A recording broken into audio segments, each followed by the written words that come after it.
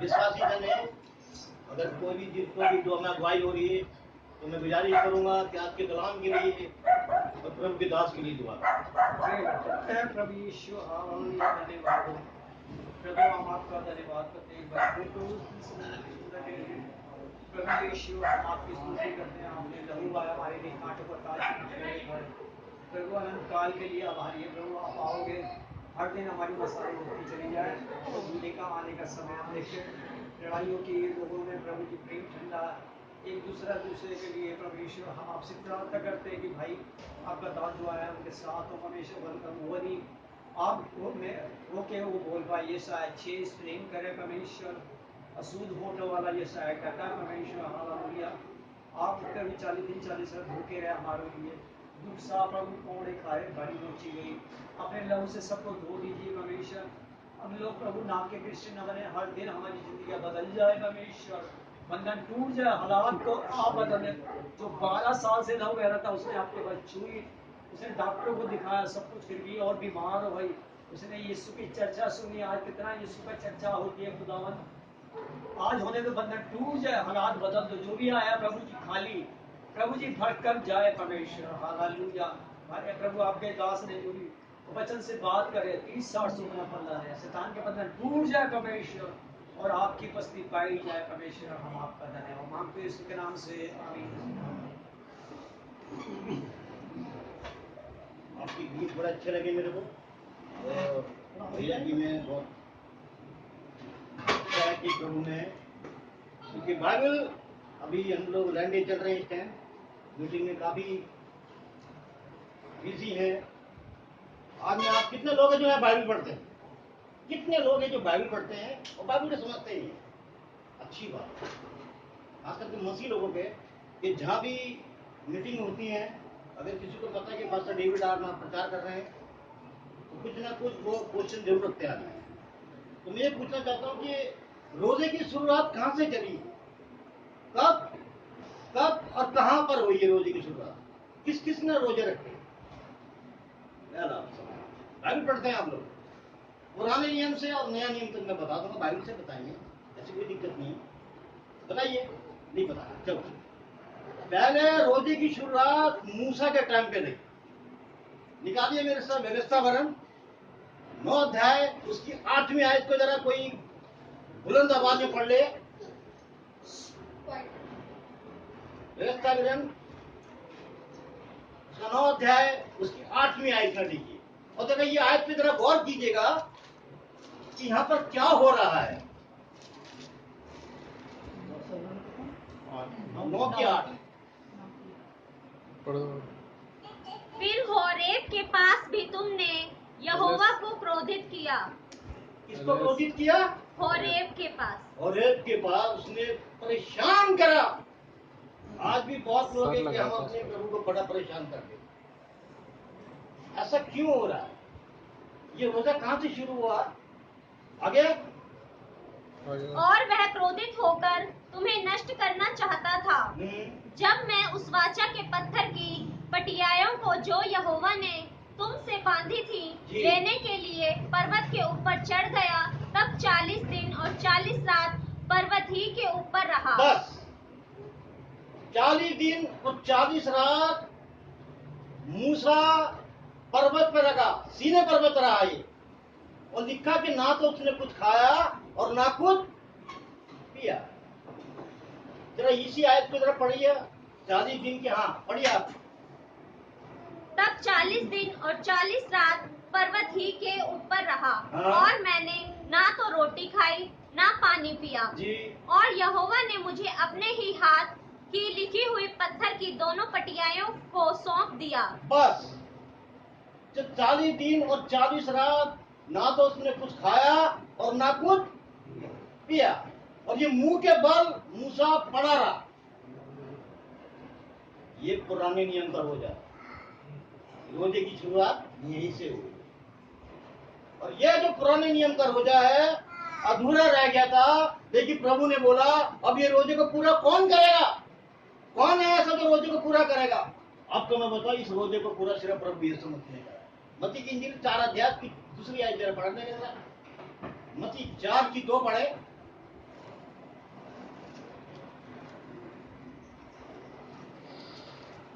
वह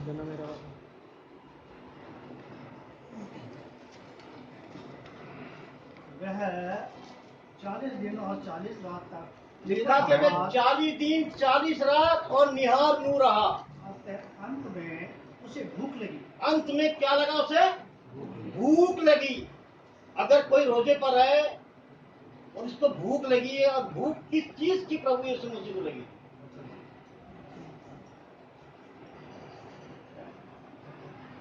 नहीं लगी की बात संसारी तौर से तो प्रेज द लॉर्ड। वचन क्या, उसको पवित्र आत्मा की उसकी भूख थी, क्योंकि वो पवित्र आत्मा में भरा हुआ था। यीशु मसीह शैतान के पास पवित्र आत्मा नहीं था। वो पूरे 40 दिन 40 रात निहार मुंह रहा। लिखा है कि वो 40 दिन 40 रात निहार मुंह चला, जंगल में चला, और शैतान उसकी परीक्षा लेता रहा। वो मूसा कितना खुश नसीब था जिसका रोजा यहोवा के साथ रहा और प्रभु यीशु मसीह का रोजा शैतान के साथ रहा। हालेलुया।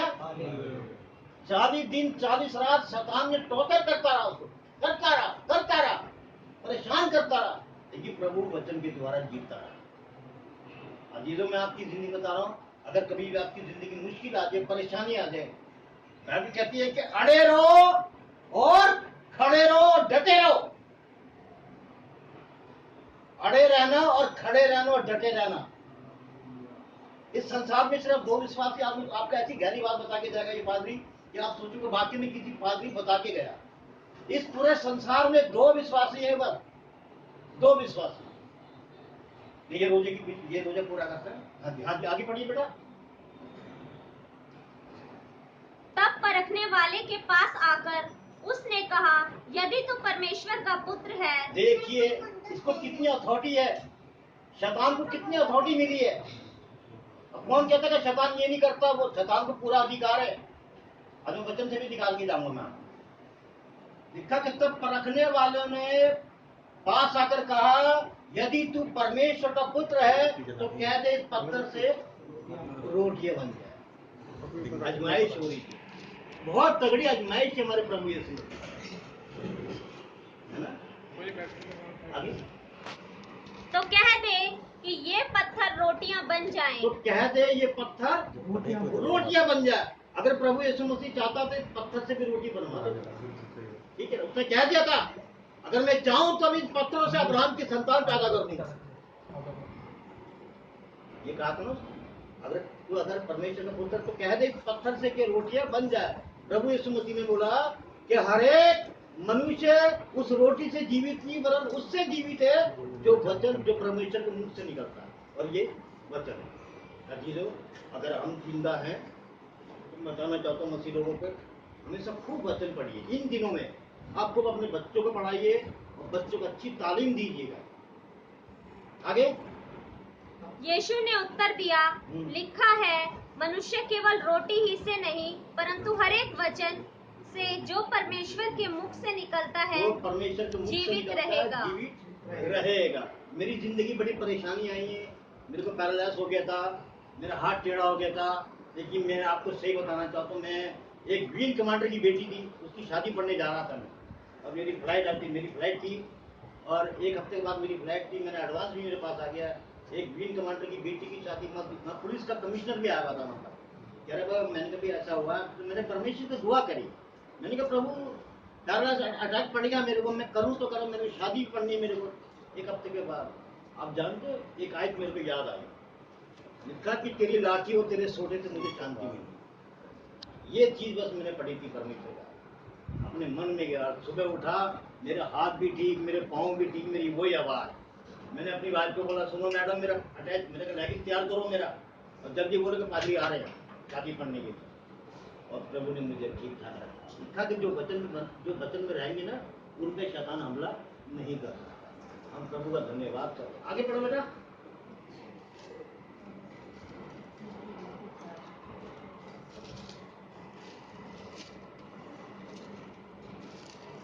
लिखा है कि हर मनुष्य रोटी से नहीं उस वचन से जीवित है। तब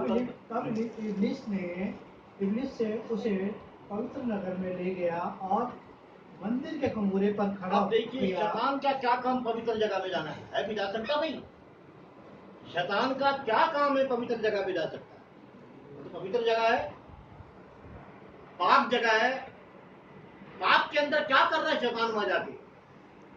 रोजों का अरे कोई दिखाते नहीं, बताते नहीं को ढंग से, किस तरह से बताया? दिक्कत है पवित्र जगह पे जाके ले गया वो, यानी को तो अधिकार प्रभु यीशु मसीह को था, वही अधिकार उसको भी दिया है। ध्यान है। आगे और उससे कहा, यदि तू परमेश्वर का पुत्र है तो अपने आप को नीचे गिरा दे। दिखा के यदि तू परमेश्वर का पुत्र है तो अपने आप को नीचे गिरा दे। पवित्र जगह पे ले गया वो। हाँ, क्योंकि लिखा है कि वह तेरे विषय में अपने स्वर्गदूतों को आज्ञा देगा और वे तुझे हाथों हाथ उठा लेंगे। इसी आयत को जरा फिर से पढ़ना जरा। और उसे, यदि तू परमेश्वर का पुत्र हाँ। है तो अपने आप को आप ध्यान से सुनिए। नीचे गिरा दे, हाँ, क्योंकि लिखा है कि वह तेरे विषय में। बस ठीक है। अब यहाँ पता चलो कि यहाँ लिखा है वो तेरे विषय में लिखा है। लिखा जो शब्द है शैतान ने पढ़ा हुआ है। मैं भी कह रही थी, मैं तो नहीं कह रहा ना। लिखा है, शैतान को कैसा पता क्या लिखा है इसके अंदर? आपको बताना चाहता हूँ, शैतान को परमेश्वर ने सब कुछ अधिकार दिया हुआ, एक अधिकार नहीं है उसके पास, वो मुर्दे को जिंदा नहीं कर सकता। हालेलुया। वो मुर्दे को जिंदा नहीं कर सकता, सारा अधिकार शैतान के पास है। हाँ जी। और अपने स्वर्गदूतों को आज्ञा देगा कि तेरे, और वे तुझे हाथों हाथ उठा लेंगे। ये 40 दिन के अंदर बड़ी बड़ी बातें हो रही प्रभु यीशु मसीह के साथ कि वो तुझे आज्ञा देगा। अपने स्वर्ग सबको पता है कि स्वर्गदूत को वो आज्ञा देगा। शैतान को सब पता है, सब कुछ पता है कि स्वर्गदूतों को आज्ञा देगा और वो तुझे हाथों हाथ उठा लेगा। आगे कहीं ऐसा ना हो कि तेरे पाँव में पत्थर से ठेस लगे। हालेलुया। कितना कितना रहमदिल है वो शैतान। कहीं ऐसा ना हो कि तेरे पैर में ठेस लगे। ये कौन करता है इतनी बातें? रहमदिल जिसके पास वो वही करेगा ना। अरे भैया जरा आराम से चला पाइए, ऐसा ना तो तुम्हारे पैर में ठेस लगता है। राइट। आगे यीशु ने उससे कहा, यह भी लिखा है कि तू प्रभु अपने परमेश्वर की परीक्षा ना कर। हालेलुया। आगे फिर शैतान ने उसे एक बहुत ऊंचे पहाड़ पर ले गया और उसे सारे जगत का राज्य, उसको वैभव दिखाकर, सारे जगत का राज्य, पूरे संसार का राज्य उसको दिखा दिया, पूरे संसार का। अब ये अथॉरिटी किसके पास है? सर आप बताइए, किसके पास अथॉरिटी? पूरा संसार का सारा राज्य दिखा दिया उसने। शैतान ने। बिल्कुल लिखा है बाइबल में, दिलों को और गुर्दे को जांचने वाला कौन है? यीशु मसीह। उसके चेले भी नहीं जांच पाए थे। कितने चेले थे प्रभु यीशु मसीह के? नहीं, 12 नहीं थे। बस यही बात है कि मसीह लोग पढ़ते थे, बाइबल को पढ़ते नहीं। 70 चेले थे। लूका 10 में पढ़िएगा आप लोग। 70 चेले थे। लूका 10 में पढ़ लेते ना आप लोग। आगे उससे कहा, यदि तू गिर कर मुझे प्रणाम करे। इतना बड़ा चैलेंज दे रहा है वो शैतान। Oh my God. तो मैं तुझे यह सब कुछ कि तू मुझे झुक के सलाम कर। शैतान क्या रहा बताइए? आज हम जाएंगे मोदी के पास तो मैं आपको बताऊं, बिशप पहले ही बोलेंगे, अरे भैया ये बड़ी गलती करते, कभी खुदा के आगे दंडवत नहीं करते अपने आप। या शैतान क्या कह रहा है? तू मुझे झुककर, कितना बड़ा चैलेंज कर रहा है उसके सामने। एक परमेश्वर का चैलेंज दे रहा कि तू मुझे झुककर प्रणाम कर तो मैं सारा अधिकार दे दूंगा, तुझे दे। यदि तब यीशु ने उससे कहा, हे शैतान दूर हो जा, क्योंकि लिखा है कि तू प्रभु अपने परमेश्वर को प्रणाम कर, केवल उसी की उपासना कर। हालेलुया। Thank you God. परमेश्वर ने क्या बोला? ये शैतान दूर हो जा। शैतान जो शब्द यीशु मसीह ने कहा, अब आया शैतान का इसके मुंह से। तो अजी इन दिनों में आपको बताऊं, 40 दिन की जो रोजे हैं, ये मूसा का जो रोजा था, प्रभु यीशु मैंने क्या बताया? अय्यूब की किताब में अगर आप पढ़े, 42 अध्याय पढ़ो, अय्यूब क्या कहता है? अय्यूब के बहुत खुश था, अय्यूब के पास इतना खुश था अय्यूब, इतना मैं आपको बताना चाहता हूँ, इस संसार में सिर्फ 2 विश्वासी है। पूरे संसार में 2 विश्वासी हैं और कोई विश्वासी नहीं है। गवाह भी सिर्फ 2 ही है।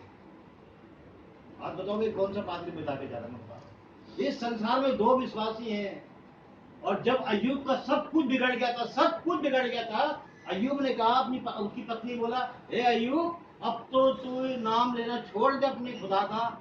तो अय्यूब ने क्या कहा, पगली औरत, क्या तुझे ये नहीं मालूम जब सब कुछ ठीक था तो खुदा था, कि खुदा ने दिया और खुदा ने लिया, खुदा का नाम मुबारक। अय्यूब जब बैठा था और वहां शैतान भी घूम रहा था, तो परमेश्वर आया तो शैतान से परमेश्वर ने कहा, तू कैसे घूम रहा है? कहता मैं ऐसे ही घूम रहा। कहता देख मेरा एक दास है वहां अय्यूब, उसको मत छेड़ना, कुछ भी तू सब कुछ ले ले उसका, लेकिन तू उसकी जान नहीं लेगा। ये एक अय्यूब था जो अड़ा रहा और खड़ा रहा। अय्यूब हटा नहीं बिल्कुल भी, अड़ गया एकदम खुदा के आगे, अड़ गया था एकदम और खड़ा रहा अपने खुदा के आगे। अजीज मैं आपको बताना चाहूंगा, अगर तुम शैतान को जीतोगे तो अड़े रहो और खड़े रहो, यही बाइबल बता। और जब परमेश्वर ने उसके सामने क्या बोला, यार गवाही सुनिए, परमेश्वर ने क्या बोला कि ए शैतान, अय्यूब मेरा है और मेरा रक्ती जिगर है, ये विश्वासी है, इसकी गवाही मैं देता हूं। ये बड़ी गवाही थी, प्रभु यीशु मसीह ने खुद गवाही दी कि मैं गवाही देता हूं कि अय्यूब मेरा है, इसके जैसा कोई विश्वासी नहीं। अगर रोजा रखना है तो आप सिर्फ विश्वास से ही रोजा रखें। कितने लोग हैं जो रोजा रखा किसी ने? आपने रोजा आप स्पेशली दुआ करके जाएंगे। बहुत अच्छी बात है, ये मेरे को स्क्रिप्ट बता रहा है यहाँ पर कि ये गाने के अंदर प्रभु ने इनको वरदान दिए। वहां पर ये विचार होता है कि हम लोग अड़े रहें और खड़े रहें। और ये जो रोजा है, रोजे में जो रोजा किसके लिए रखा प्रभु ने? कौन थे वो लोग जिनके लिए रोजा रखा था? ये वही लोग थे जो मूसा लेके चला गया, मूसा लेके मिस्र से निकाल के लाया था सीनी पर्वत पर। ये वही रोजे, जब मूसा का रोजा अधूरा रह गया तो परमेश्वर ने बोला अब इसको रोजे को कौन पूरा करेगा? तो उसने अपने बेटे को भेजा, प्रभु यीशु। और यीशु मसीह ने पुराने नियम का रोजा लेके चला और नया नियम में उसने खत्म कर दिया। मसीह की इंजील का कटा उसका कहते हैं 14 अध्याय की दूसरी आयत अभी पढ़िया, यहाँ रोजा खत्म हुआ, यहाँ रोजा सब कुछ खत्म कर दिया। और तब प्रभु यीशु मसीह ने कहा कि सब कुछ पूरा हो। रोजे की यही है कि रोजा यहाँ पर खत्म होता है। अजी जो रोजा, मैं ये नहीं कहता वो रोजा मत रखो, रखो खूब रखो, प्रभु को आगे लेकिन प्रभु में बने रहो। प्रभु कहता है कि तुम मुझ में बने रहो और मैं तुम में बना रहा। अगर जब तक हम प्रभु में नहीं बने रहेंगे तो प्रभु कैसे बने रहेंगे? आज हम डर को देखते हैं कि डर कैसा होता है। निकालिए नीति वचन 29 अध्याय उसकी 25 आयत को जरा पढ़ेंगे हम लोग। नीति वचन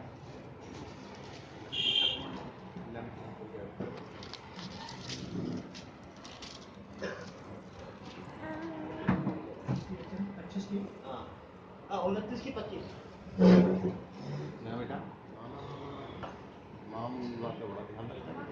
मनुष्य का भय खाना फंदा हो जाता है। मनुष्य का जो भय है वो क्या होता है? फंदा हो जाता, फंदा।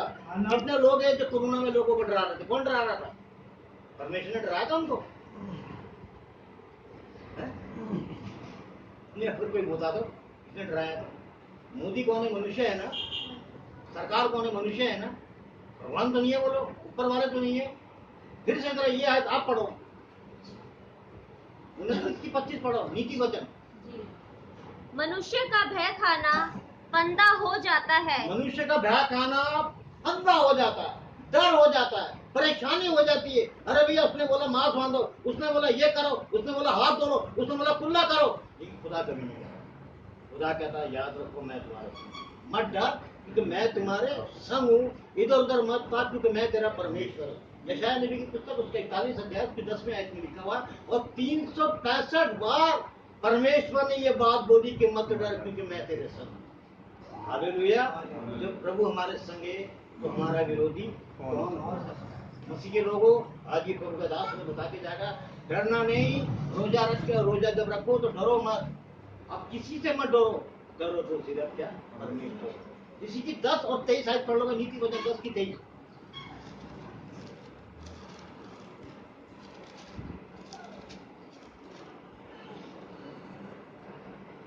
मूर्ख को तो महापाप करना हंसी की बात जान पड़ती है, परंतु समझ वाले पुरुष में बुद्धि रहती है। लिखा कि समझ वाले पुरुष में क्या रहता? बुद्धि रहती, बुद्धि, माइंड। बुद्धि रहती, जो समझदार होते हैं उसमें क्या रहती है? बुद्धि रहती है। वो समझ बुद्धि कहाँ से मिलती है? मैं कहता हूँ जब दाऊद जाता था ना तो यही कहता था कि खुदा क्या मैं जाऊँ इस काम से? खुदा उसको आज्ञा देता था, परमेश्वर उसको आज्ञा देता था। और प्रभु की जो प्रभु की आज्ञा में चलते हैं वो कभी मार नहीं खा सकते। अरे ठीक है, परेशानी आती है, ये परेशानी उसके ऊपर आती है जिसको वो ताड़ना देता है, जिसको वो प्यार करता है, ठीक है ना। हर एक को परेशानी में नहीं रखा, सबको प्यार करता है। मैं आखिरी आज को पढ़ूंगा पुराने नियम की पुस्तक, उसको कहते हैं योएल नबी की पुस्तक, उसका कहते हैं 12 अध्याय की दूसरी आयत जरा पढ़ दीजिएगा पुराने नियम से, योएल नबी की पुस्तक 2 की बात। हाँ चलिए,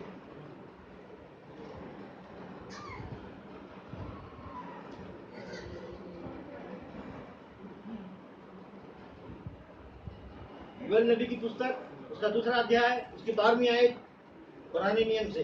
हाँ, तो भी यहोवा क्योंकि यहोवा की ये वाणी है कि रोते पीटते। हाँ जी आगे। तो यहोवा की यह वाणी है, हाँ? अभी भी सुनो, उपहास के साथ रोते पीटते अपने पूरे मन से फिक्र कर कर मेरे पास आओ, अपने वस्त्र नहीं अपने मन ही को फाड़ कर, आयत कौन सी आ गई कि अपने कपड़े नहीं और अपने मन को फाड़ कर मेरे पास। अपने परमेश्वर यहोवा की ओर फिरो, हाँ, क्योंकि वह अनुग्रहकारी है, हाँ, दयालु, विलंब से क्रोध करने वाला, हाँ, करुणामय निधि हाँ। और दुख देकर पछताने आ रहा है। देखिए दुख देकर वो पछताता भी है। अय्यूब पे कितनी दुख आई, कितनी परेशानी आई है, लेकिन जब बाद में सब कुछ अय्यूब को दे दिया और ये अय्यूब को 2 बेटियां दी थी, वो 2 बेटी बड़ी खूबसूरत थी, पूरे संसार में उसके अलावा कोई बेटी नहीं थी। या अय्यूब की किताब उसकी 42 आयत में ये आयत मिल जाएगी आपको। जब परमेश्वर दुख देता, अगर दुख देता वो सुख भी देता, क्योंकि उसको पछताता है। देखो देखा, रोते पीटते उसके अपने वस्त्र नहीं पर अपने मन को फाड़ो। अगर रोजा रखो तो आपको बताना चाहता हूँ मन को फाड़ो, मन से रोजा रखिएगा। अगर मन से रोजा रखेंगे तो रोजा हमारा सक्सेसफुल हो जाएगा। आज हम प्रभु का धन्यवाद करते हैं कि इस आयत के जरिए प्रभु आपको बहुत आशीष दे। यही रोजे की आपको मैंने जो प्रचार करा आपके बीच में, जो प्रभु ने बताया, यही रोजे का मतलब पुराने नियम का रोजा प्रभु यीशु मसीह ने नया नियम में खत्म करा। आप परमेश्वर का धन्यवाद करते हैं। एक आयत को और मैं पढ़ूंगा, भजन संगीता 128 उसकी पहली आयत से लिखा हुआ, उसकी दूसरी आयत में क्या लिखा हुआ? लिखा कि तू अपनी कमाई को निश्चय ही खाने पाएगा। लिखा तो अपनी कमाई को निश्चय ही खाने पाएगा, तू धन्य होगा और तेरा भला ही होगा। ये प्रभु यीशु मसीह ने भलाई को कहते हैं आशीष दी। तो आज आखिरी आयत पढ़ेंगे, लूका रचित समाचार उसका 12 अध्याय उसकी 35 आयत के अंदर वहाँ इस तरह से खुदा के कलाम में लिखा हुआ कि तुम्हारी कमरे कसी रहे और तुम्हारे दीपक जलते रहे। ये दीपक कौन से दीपक की बात करें? ये है वो दीपक इतना कि तुम्हारी कमरे कसी रहे और तुम्हारे दीपक जलते रहे और प्रभु तुम्हें आशीष दे। प्रभु इस कलाम के जरिए सबको आशीष। आइए हम लोग दुआ करेंगे और मेरी गुजारिश है कि आप लोग यहाँ पर